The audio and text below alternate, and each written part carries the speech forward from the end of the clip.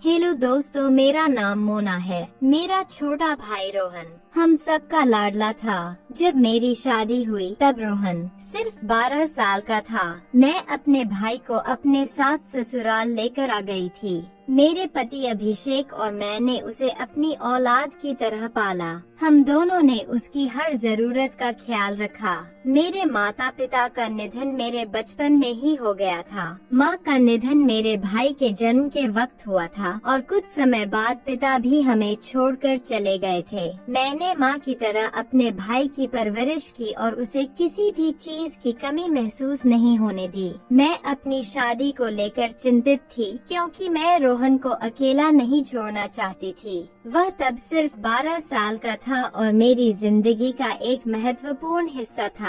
लेकिन पड़ोसियों के कहने और एक अच्छे रिश्ते के आने पर मैंने शादी का फैसला किया। उस लड़के ने यह वादा किया कि वह मेरे भाई को भी हमारे साथ ही रखेगा और यह बात मेरे दिल को बहुत सुकून दे गई। आखिरकार मेरी शादी अभिषेक से हो गई और मैं अपने भाई को ससुराल ले आई। मेरे पति अभिषेक बहुत अच्छे इंसान थे। उन्होंने मेरे भाई की पढ़ाई लिखाई और उसकी हर जरूरत का ख्याल रखा। मेरी ससुराल भी बहुत अच्छी थी। सास ससुर भी बहुत समझदार और देखभाल करने वाले थे। शादी के 6 महीने बाद ही मुझे खुशखबरी मिली कि मैं प्रेग्नेंट हूँ। इस खबर से अभिषेक और पूरा परिवार बहुत खुश हुआ। पूरे 9 महीने के इंतजार के बाद मैंने एक प्यारे से बेटे को जन्म दिया। मेरे घर में बेटे के आगमन से सभी बेहद खुश थे, खासकर मेरे ससुराल वाले और मेरे पति। हमारा बेटा पूरे परिवार का दुलारा बन गया था।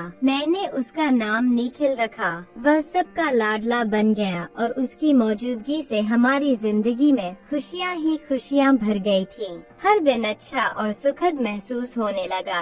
एक दिन मैं अपने भाई रोहन के साथ अपने बेटे निखिल के कपड़े खरीदने के लिए बाजार गई। मेरे पति ऑफिस में होते थे, इसलिए उन्होंने मुझसे कहा था कि दिन के समय अगर कोई काम हो तो रोहन को साथ ले जाया करो। हम लोग एक शॉपिंग मॉल में पहुँचे थे, जहाँ मैं निखिल के लिए कपड़े देख रही थी, लेकिन मॉल में कुछ खास पसंद नहीं आ रहा था, इसलिए हम बाहर निकलकर दूसरे मॉल की ओर जाने लगे। जैसे ही हम सड़क पार कर रहे थे और मेरी गोद में मेरा बेटा निखिल था, अचानक कुछ लड़के जिनके चेहरों पर मास्क थे एक बड़ी गाड़ी में आए। चलती गाड़ी से उन्होंने दरवाजा खोला और देखते ही देखते मेरे हाथ से मेरे बेटे को छीन लिया। मैं सड़क पार करने में व्यस्त थी और जब तक मैं कुछ समझ पाती, वे लोग मेरे बेटे को गाड़ी में बिठाकर तेजी से वहां से भाग निकले। मैं जोर जोर से चिल्लाने लगी, कोई मेरे बेटे को बचाओ, लेकिन सड़क पर खड़े लोग बस तमाशा देख रहे थे।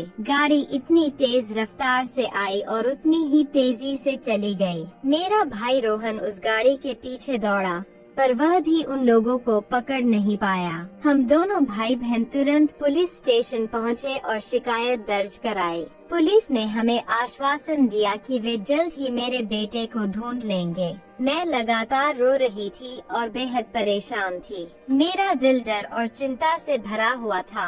सबसे बड़ी चिंता यह थी कि अब मैं अपने पति को इस बारे में कैसे बताऊं कि उनके बेटे को कोई मेरी गोद से छीन कर ले गया। मेरा रो रो कर बुरा हाल हो चुका था। पुलिस मेरे बेटे को ढूंढने की पूरी कोशिश कर रही थी, लेकिन वह कहीं भी नहीं मिला। हमारे घर में सभी लोग बहुत परेशान थे क्योंकि मेरे बेटे की वजह से ही घर में हर किसी के चेहरे पर मुस्कान रहती थी। लेकिन जब से वह गायब हुआ, सभी के चेहरे उदास पड़ गए थे।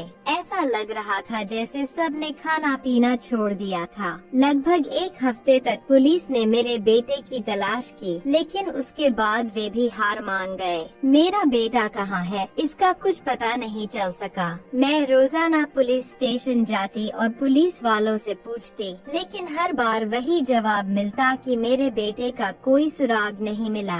मैं बार बार सोचती कि कौन लोग थे जो मेरे बेटे को ले गए। हमारा तो किसी से कोई दुश्मनी नहीं थी। अगर किसी ने उसे पैसों के लिए किडनैप किया होता तो वे जरूर फिरौती की मांग करते, लेकिन ऐसा कुछ भी नहीं हुआ। जिस दिन से मेरा बेटा गायब हुआ था, मुझे ऐसा महसूस हो रहा था जैसे वह इस दुनिया से ही गायब हो गया हो। न हमको और न ही पुलिस को उसकी कोई खबर मिल सकी। यह हकीकत स्वीकार करना मेरे लिए बेहद कठिन था। दिन महीनों में बदलते गए और फिर महीने सालों में, लेकिन मेरे बेटे का कुछ पता नहीं चला। मैं जी रही थी, लेकिन अंदर से जैसे मर चुकी थी। मेरे बेटे को गायब हुए अब लगभग 5 साल हो गए थे, लेकिन अब तक उसकी कोई खबर नहीं मिली थी। इस बीच मुझे कोई दूसरा बच्चा भी नहीं हुआ। घर का माहौल अब सामान्य सा हो चला था। मेरा छोटा भाई हमेशा मुझे हंसाने के लिए मुझसे मजाक करता रहता था। धीरे धीरे मैंने यह हकीकत स्वीकार कर ली थी कि जिंदगी किसी के जाने से खत्म नहीं होती। जब मैं खुद ठीक होने लगी तो घर वालों के चेहरों पर भी फिर से मुस्कान लौट आई। मेरे बेटे के गायब होने के बाद से सभी जैसे मुस्कुराना ही भूल गए थे। अब मेरा भाई भी जवान हो चुका था और मैं खुद भी इस बात से अनजान थी कि मेरा बेटा इस दुनिया में है भी या नहीं। हर रात मैं उन दरिंदों को कोसती थी जिन्होंने मेरे बेटे का अपहरण किया था। वह दिन मेरी जिंदगी का सबसे बुरा दिन था। मेरा भाई नौकरी करने लगा था, लेकिन उसकी एक अजीब आदत थी। वह हर हफ्ते मुझसे शर्त लगाता। वह कहता, दीदी देखना, एक दिन निखिल जरूर वापस आएगा और जब वह घर आएगा तो हमारे घर के हालात भी बिल्कुल बदल जाएंगे। इन 5 सालों में मेरे ससुर इस दुनिया को छोड़ चुके थे और मेरी सास अपने पति के गम में इतनी बीमार रहने लगी थी कि उनका स्वस्थ रहना मुश्किल हो गया था। मेरे भाई को मुझसे हंसी मजाक करने का बहाना चाहिए था, इसलिए वह शर्त लगाता और हर संडे कहता, दीदी इस संडे निखिल घर आएगा। लेकिन हर संडे वह हार जाता और मेरा बेटा कभी वापस नहीं आता। मैं उससे कहती, ऐसा कभी नहीं हो सकता, इतने सालों में नहीं आया तो अब संडे कैसे आ सकता है। कई संडे इसी तरह बीत गए और हर बार मेरा भाई हार जाता। वह कहता, दीदी अगर मैं हार गया तो आपको शॉपिंग कराने ले जाऊंगा। अब मुझे शॉपिंग के नाम से भी नफरत होने लगी थी, क्योंकि यह वही दिन था जब मेरा बेटा गायब हुआ था। उस दिन भी मैं घर से शॉपिंग करने का इरादा करके ही निकली थी। मैं अपने भाई से कहती, तुम पागल हो गए हो, इतने सालों बाद निखिल कैसे वापस आ सकता है। अब मैंने अपने बेटे के घर वापस आने की उम्मीद छोड़ दी थी। जब वह गायब हुआ था तब वह सिर्फ 1 साल का था। मुझे उसकी शक्ल भी याद नहीं है और क्या पता वह मुझे पहचान भी पाएगा या नहीं। फिर भी मैं भगवान से हमेशा प्रार्थना करती रहती थी कि मेरा बेटा मुझे मिल जाए। मेरा भाई लगातार शर्त लगाता रहता था और मैं उसकी खुशी के लिए उसकी शर्त मान लेती थी। जब वह हारता तो मुझे मार्केट लेकर जाता। उस सड़क को देखकर मेरा दिल बैठ जाता था जहाँ से मेरे बेटे को मेरी गोद से छीन लिया गया था। मेरी आंखों में आंसू आ जाते थे। अब भाई की खुशी की खातिर मैं हमेशा उसके साथ शॉपिंग करने चली जाती थी, लेकिन अब शॉपिंग में वह मजा नहीं आता जो पहले हुआ करता था। बचपन से ही मुझे बाजार जाना पसंद नहीं था। मैं सिर्फ औपचारिकता निभाने के लिए जाती थी, जबकि जरूरत की हर चीज ऑनलाइन मंगा लेती थी। लेकिन जब मेरे भाई की खुशी की बात आती तो मैं चुपचाप उसकी जिद मान लेती। वह हर बार शर्त हारने के बावजूद मुझे बाजार ले जाने की जिद जरूर करता था। जब मैं शादी करके इस घर में आई तो मुझे वह दिन अच्छे से याद है। मेरे पति ने न केवल मुझे बल्कि मेरे भाई को भी दिल से अपना लिया था। दुनिया में बहुत कम ऐसे लोग होते हैं जो अपनी पत्नी का हर अच्छे बुरे समय में साथ देते हैं, और मेरे पति उनमें से एक थे। उन्होंने मेरे हर सुख दुख में मेरा साथ दिया और मेरे भाई को भी अपनाया। उन्होंने मेरे भाई को इस घर में न केवल जगह दी बल्कि उसके लिए वही सब किया जो मेरे पिता होते तो वे करते। मेरा भाई मुझसे बहुत प्यार करता था और अपने दिल की हर बात मुझसे साझा करता था। बल्कि वह सिर्फ मुझसे ही नहीं, अपने जीजू से भी अपने दिल की बातें कहता था। उसने मेरे पति को कभी जीजू नहीं समझा, बल्कि उन्हें अपने बड़े भाई की तरह माना। मेरे पति ने कभी भी मेरे भाई की किसी बात पर आपत्ति नहीं जताई और न ही मेरे सास ससुर को मेरे भाई के हमारे साथ रहने से कोई समस्या हुई, बल्कि उन्होंने भी उसे अपने बेटे की तरह ही अपनाया। मेरा भाई भी उन्हें अपने माता पिता मानता था और उनका पूरा सम्मान करता था। वह मेरी सास की बहुत सेवा करता था। कुछ साल पहले जब मेरे ससुर का निधन हुआ था, मेरी सास बुरी तरह टूट गई थी और बीमार रहने लगी थी। उस वक्त मेरे दिल पर भी मेरे बेटे के खोने का गहरा घाव था, जिससे मैं उबर नहीं पा रही थी। मेरे पति नौकरी करते थे और ऐसे समय में मेरे भाई ने मेरी सास और मुझे संभाला। मेरे पति को मेरे भाई पर बहुत भरोसा था। कभी कभी मैं देखती कि मेरे पति बहुत चिंतित रहते हैं और मुझसे ज्यादा बातचीत नहीं करते।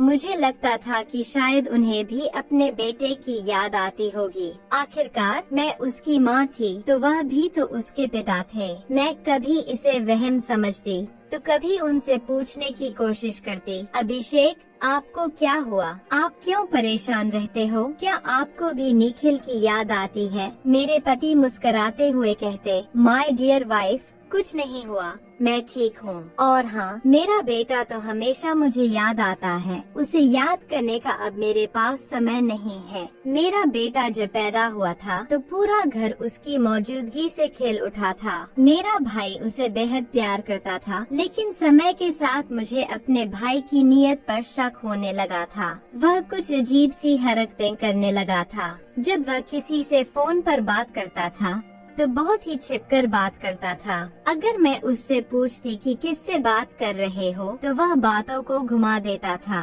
मुझे लगा शायद उसका किसी लड़की के साथ अफेयर चल रहा है। मैंने उससे साफ साफ कह दिया कि अगर कोई लड़की है तो मुझे बता दे। मैं खुशी खुशी उस लड़की के घर रिश्ता लेकर चली जाऊंगी, मुझे कोई ऐतराज नहीं है। लेकिन वह हमेशा मना कर देता था कि ऐसा कुछ नहीं है। फिर भी मुझे समझ नहीं आ रहा था कि वह ऐसी अजीब हरकतें क्यों कर रहा है। इन सब के बीच एक बात और भी अजीब थी कि मेरा पति और मेरा भाई एक दूसरे से नजरें चुराते थे। मुझे यह सब अजीब लगने लगा, लेकिन मैंने इसे नजरअंदाज कर दिया और अपने काम में व्यस्त रहने लगी। भगवान से यही प्रार्थना करती रहती थी कि मेरा बेटा जहाँ भी हो सही सलामत हो। शायद मैं अपने बेटे को भूल भी जाती अगर भगवान मुझे उसकी जगह कोई और बच्चा दे देते, लेकिन शायद भगवान ने यह खुशी भी मुझसे छीन ली थी, क्योंकि मेरे बेटे के खोने के बाद मैं दोबारा कभी प्रेग्नेंट ही नहीं हो पाई।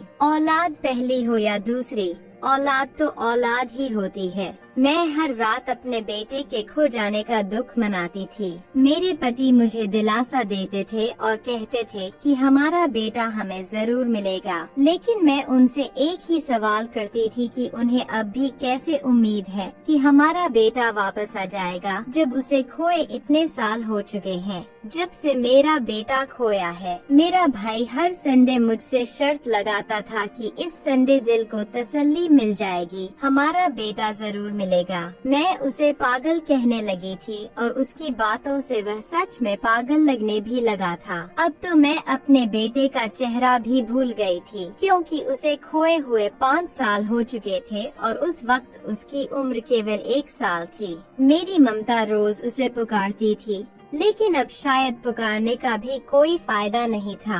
मेरा भाई हमेशा कहा करता था, दीदी देखना, हमारा निखिल जरूर घर वापस आएगा और साथ में कोई खुशखबरी भी लेकर आएगा। उसके आने से हमारे घर के हालात भी बदल जाएंगे और आप भी फिर से खुश रहने लगोगी, बिल्कुल ठीक हो जाओगी। मुझे कभी समझ नहीं आया कि वह किस खुशखबरी की बात कर रहा था। मैंने धीरे धीरे उसे पागल समझना शुरू कर दिया था। कभी कभी मुझे सपने में एक बच्चा दिखता था। वह मेरे सामने खड़ा होकर कहता, माँ मैं आपका बेटा हूँ निखिल। जब मैं सुबह उठती तो उसकी शक्ल मुझे याद नहीं रहती थी। यह बात मैंने अभी तक किसी से नहीं कही थी। शायद यह मेरी सबसे बड़ी भूल थी। रात का वक्त था, सब लोग सो रहे थे। करीब रात के 1 बजे होंगे जब मुझे अचानक बहुत प्यास लगने लगी। मैंने सोचा कि उठकर किचन से ठंडा पानी ले आऊं। जैसे ही मैं उठी और पलटकर बेड की तरफ देखा तो यह देखकर मैं हैरान रह गई कि मेरे पति बिस्तर पर नहीं थे। आधी रात हो चुकी थी और उनका कहीं अता पता नहीं था। मैंने उन्हें पूरे घर में ढूंढा लेकिन वे कहीं नहीं थे। यहाँ तक कि मेरा भाई भी अपने कमरे में नहीं था। उसके कमरे का दरवाजा खुला हुआ था और वह भी बिस्तर पर मौजूद नहीं था। मैंने सोचा कि शायद मेरे पति भाई के कमरे में चले गए हों, लेकिन वहाँ भी कोई नहीं था।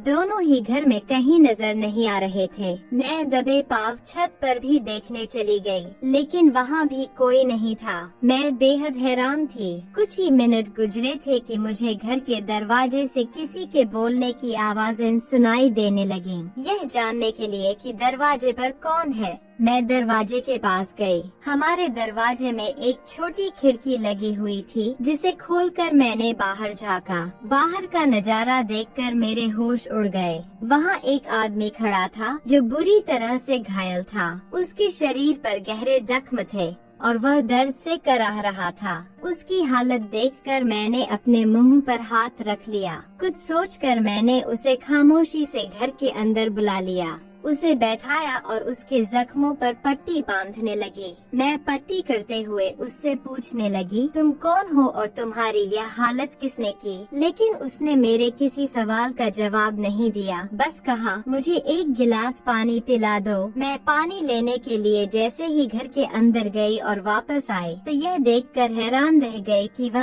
आदमी वहाँ से भाग चुका था। उसकी जगह पर सिर्फ एक लेटर रखा हुआ था। मैंने लेटर खोला और पढ़ते ही मेरे पैरों तले से जमीन खिसक गई। उसमें लिखा था, अगर तुम अपने बेटे को हासिल करना चाहती हो तो तुम्हें अपने भाई को मेरे हवाले करना होगा। यह पढ़कर मैं परेशान हो उठी। आखिर वह आदमी कौन था? मैं उसकी शक्ल ठीक से नहीं देख पाई थी क्योंकि उसका चेहरा बुरी तरह से जख्मी था और वह बार बार अपने चेहरे पर हाथ रख रहा था। उस घटना के बाद रोजाना मेरे घर में कहीं न कहीं से एक चिट्ठी मिलती थी जिसमें वही बात लिखी होती थी, अपने भाई को मेरे हवाले कर दो, तुम्हें तुम्हारा बेटा मिल जाएगा। यह चिट्ठियाँ कौन रख रहा था? मेरे घर में सिर्फ 4 लोग रहते थे, मैं, मेरा पति, मेरा भाई और मेरी सास। मेरी सास तो बहुत बूढ़ी थी, वह कमरे से बाहर भी नहीं निकलती थी। मेरे पति और भाई दोनों नौकरी पर जाते थे और रात को ही घर लौटते थे। तो फिर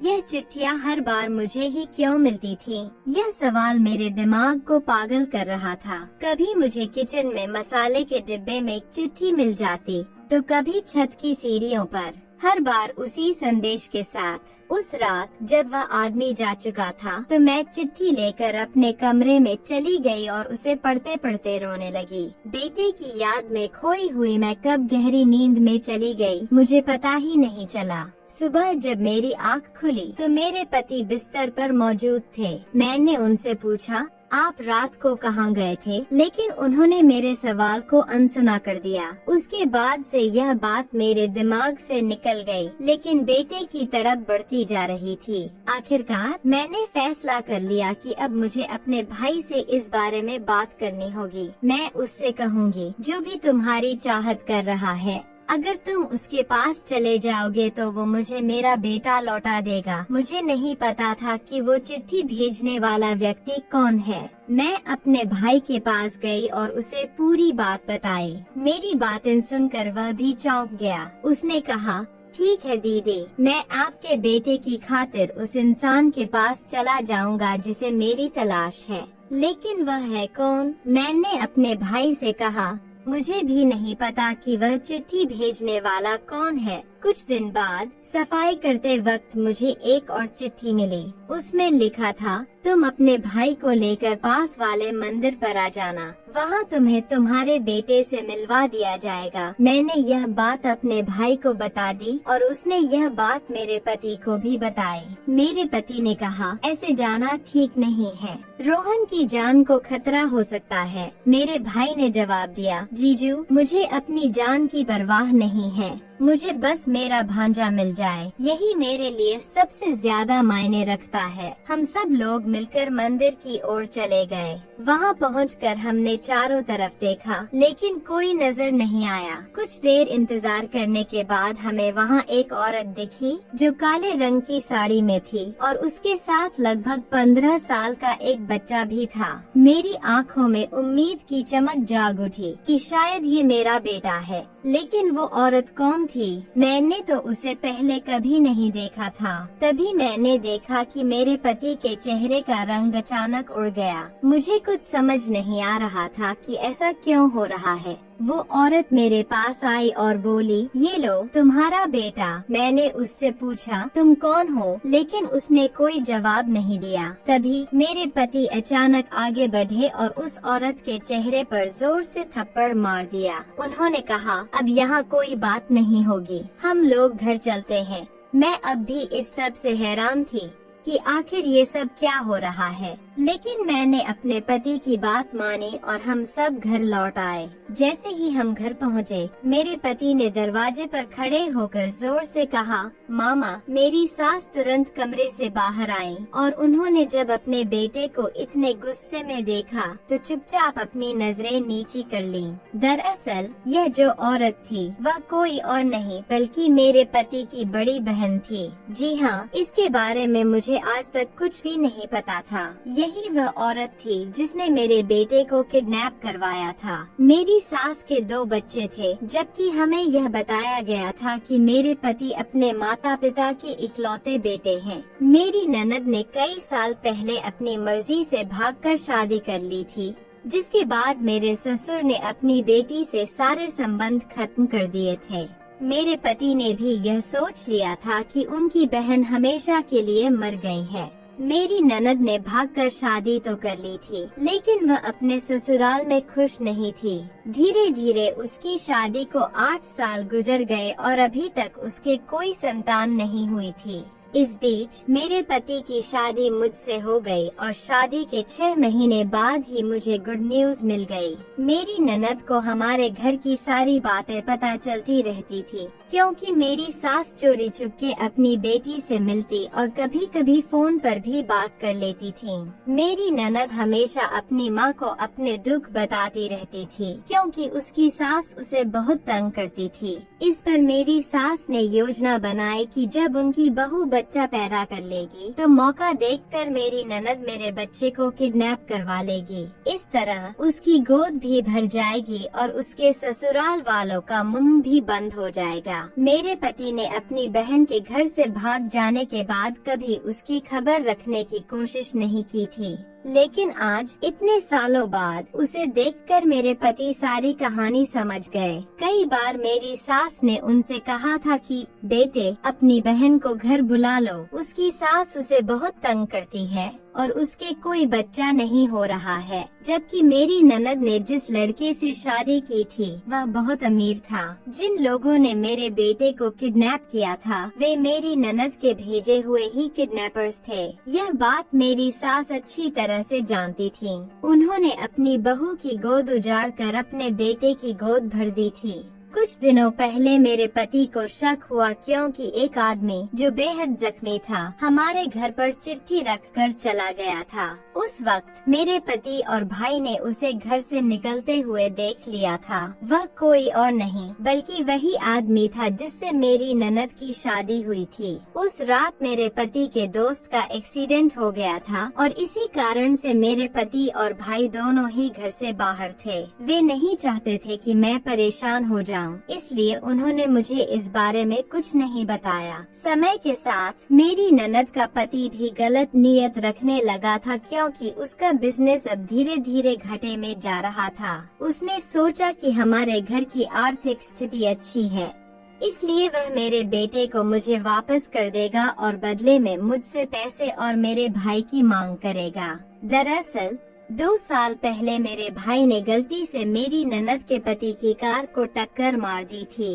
न तो मेरा भाई जानता था कि यह आदमी मेरी ननद का पति है और न ही मेरी ननद का पति जानता था कि वह मेरा भाई है। यहाँ तक कि मुझे भी नहीं पता था कि वह मेरी ननद है। क्योंकि मेरे पति और सास ने यह बात मुझसे छुपाई थी। जब मेरी ननद के पति को पता चला कि रोहन, जिसके साथ उसका 2 साल पहले बहुत बड़ा झगड़ा हुआ था, वही मेरे घर पर रहता है, तभी से उसने बदले की भावना से मेरे भाई को अपना निशाना बनाने का फैसला कर लिया। उसने सोचा कि वह मेरे बेटे को मुझे वापस कर देगा और बदले में मुझसे पैसे और मेरे भाई को मांग करेगा। मेरी ननद को जब इस बात का पता चला तो उसने अपने पति का साथ देना शुरू कर दिया और अपनी माँ से कहा कि वे घर में चिट्ठी रख दिया करें। यह चिट्ठी रखने का काम मेरी सास ही कर रही थी। मेरी ननद को सिर्फ औलाद चाहिए थी, उसे औलाद से कोई मोहब्बत नहीं थी,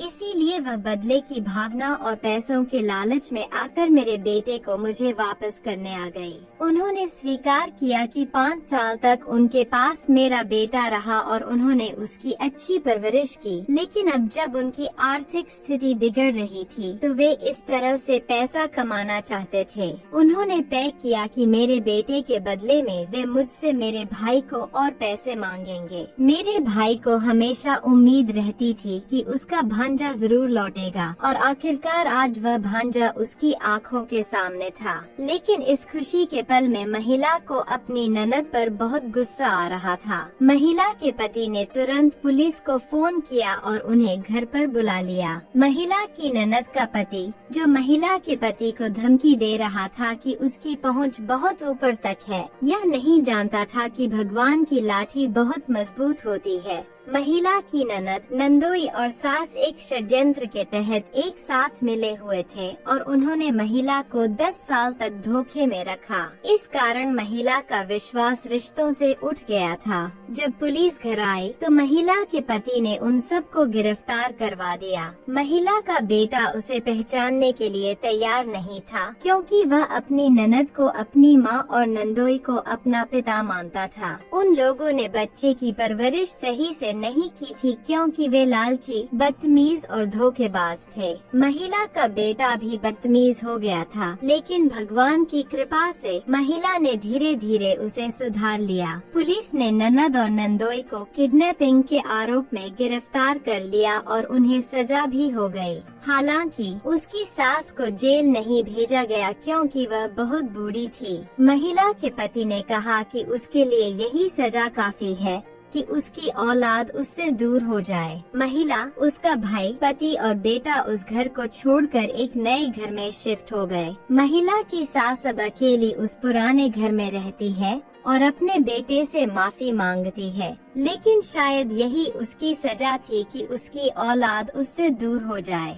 एक समय था जब उसने महिला से उसका बच्चा छीन लिया था और अब 5 साल बाद अपने बच्चे को देखकर महिला बहुत रोई और साथ ही बहुत खुश भी हुई। अब वे सभी एक साथ खुशी खुशी रहते हैं और इस हादसे को कई साल बीत चुके हैं। दोस्तों, उम्मीद करती हूँ कि आपको हमारी कहानी पसंद आई होगी। अगर आपको यह कहानी पसंद आई हो तो वीडियो को लाइक करें, चैनल को सब्सक्राइब करें और नोटिफिकेशन को जरूर दबाएं ताकि आपको